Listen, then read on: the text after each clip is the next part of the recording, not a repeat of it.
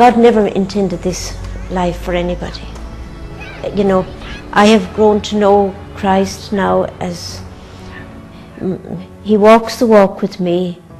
I'm here to make His glory praised. And if I was not here to make His glory praised and to bring about His compassion to people, I would not be here.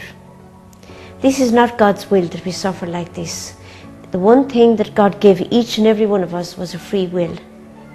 And what have some people done with it? Why was apartheid instituted?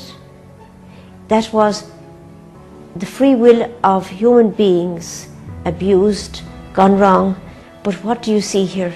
Misery, deprivation, poverty, illness, and the cry of the poor in so many different disguises. You know, all because of avarice of people who made the wrong decisions and used the free will that Christ gave them in the wrong way. Christ is not part of this.